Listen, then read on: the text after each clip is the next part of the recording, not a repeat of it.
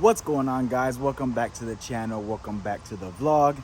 Today we are going to be talking about my wife's 2017 Nissan Rogue.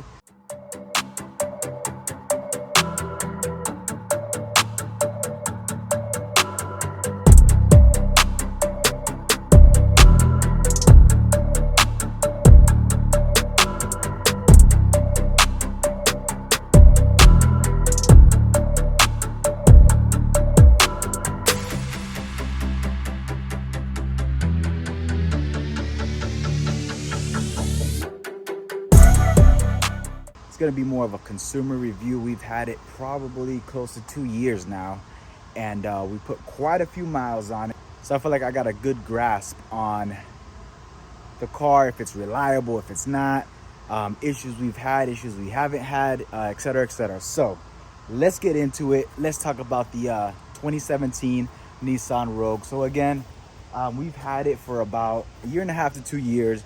We bought it with, I think it had like 50,000 miles, maybe 40 to 50,000 miles, and currently sitting at 117,000 miles. So we've put quite a few miles on it.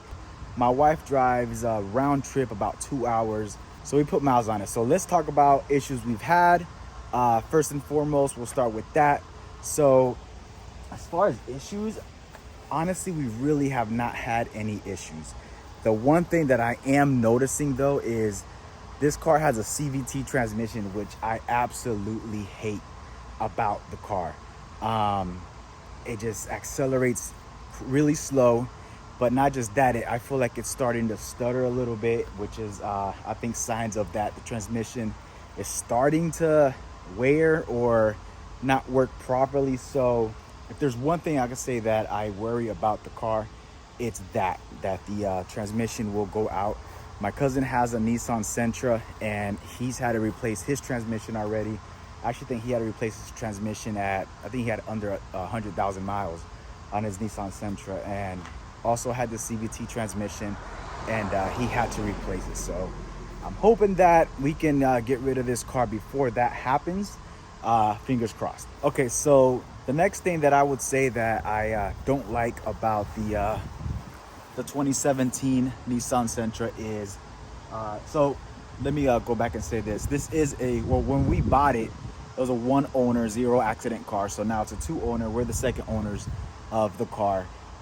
Zero accidents. But the front bumper, and I've noticed this across multiple Nissan vehicles, that it seems like the bumper does not want to stay. Let me show you. So here you can see that the gap here, and no matter how many times I push it in, it just keeps coming right out. It pops right back out, and it's actually both sides. You can see here, same issue. No matter how many times I pop it in, it keeps doing the same thing, and it just pops right back out. I know it's something really small, but it really bothers me that it pops out, just because it looks like it's been in an accident or that there's something wrong with it. And if I hit it, it'll fall right back in place. But as soon as we start driving, it just pops right back out. So I've just left it. So as far as issues that we've had with the car, I can genuinely say we haven't had any. I repeat myself, the only thing is the transmission. I feel like it's starting to show signs of it maybe possibly starting to go bad. But it's every once in a while that it does this stuttering thing. And again, from what I've read, it's the beginning signs of the transmission going bad. So again, hopefully we can get rid of it before that happens. If not, it's something that we will have to deal with. Another thing, the acceleration on this thing is really, really, really, really bad. I mean, if you're looking for a car that has some get up and go, where you can maybe move out the way, get out in front of a car, pass a car, that kind of thing, this is not it. It's really slow. And again, with the CVT transmission, whenever you try to accelerate, it gets a bit more aggressively. That sucker just revs up and it stays up there. And to me, it just feels like the motor's about to blow, because it just sounds like the car's really struggling and putting full effort into accelerate a bit. So if you're looking for a car that has a little bit of acceleration to maybe move out the way, this is not it. It does get good gas mileage. My wife averages about 28 to 27 miles to the gallon. Is good. feel like there's cars out there that get better gas mileage, but this is also a small SUV versus a small car like a Corolla or that kind of thing. So highway miles, she averages about 27, maybe 28 miles to the gallon. Y'all, I'm sorry, I am sweating. I'm in Florida. It is hot and it's like 6:30 p.m., but it's like 100 degrees out here. So disregard all the sweat. But all in all, I do have to say the car has been good to us. This is the SL model, so it has a lot more upgrades inside. It has the tan seats, which I really like. Gives it a bit of a luxury feel. The back is decently spacious. It's not the most roomy, but it will do. The passenger seat is actually set all the way back, so that's why looks like there's not much space here, but it's not bad. If you say full adult, I'm 5'8", and the front seat is set at my driving position, so that maybe gives you an idea of how much space you have in the back. Again, it's a small SUV, not a big SUV, so back space might be limited if you're tall, but you know, if you have small kids, no issues at all. Trunk space is pretty decent. Disregard the mess. Like I said, this is our daily driver, or my wife's daily driver. We do use this car, but the trunk space is pretty decent, as you guys can see. We've never had any issues with our groceries, that kind of thing. More than enough space with more than enough trunk space. It's not a 3-seater, so you do get the bigger trunk, so it's something that we do like. Now, one of my wife's favorite things about this car is the backup camera. So let me show you. I'm not sure what you call it. I don't know if it's a sky view or whatever it is, but it has a really good backup camera. Very easy to back into any space. Definitely, I think her favorite thing of this car is that backup camera. I don't know if other trim models have that same backup camera. Y'all, I know y'all see how much I'm sweating. I just gotta bring it up because I feel like I'm drenched in sweat right now.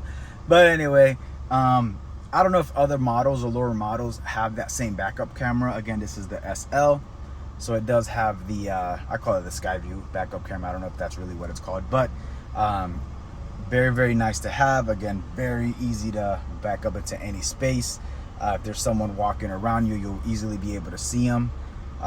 So again, that's her favorite thing about the car for sure. But man, other than that, I have to say, the car's been good to us. We cannot complain. But other than that, I have to say that the car has been really good to us. Is it the best looking car? Maybe not. It's not the worst looking car either. But the car has been good to us. We cannot complain. About 1.5 years, almost 2 years in. Again, we bought it with, let's say, 50,000 miles. It is pushing 117,000 miles.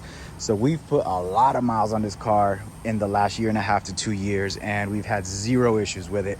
Other than the transmission starting to show signs, in my opinion, of it maybe starting to fail or wear. I don't know. Hopefully it holds on to dear life until we upgrade her to something else. But again, I have to reiterate, the car has been good to us. If you're looking on maybe getting a Nissan Rogue, just keep in mind about that CVT transmission. I can't reiterate it enough. I absolutely hate the CVT transmissions. I didn't feel that strongly about it when we first bought the car, but now that we've had it for 1.5 to 2 years, I will never in my life ever buy another car that has the CVT transmissions. I hate them that much. But anyway, Nissan Rogue, I say a B+. I would give it an A+ if it weren't for the transmission, but I give it a B+. So if you're looking to get one, do it.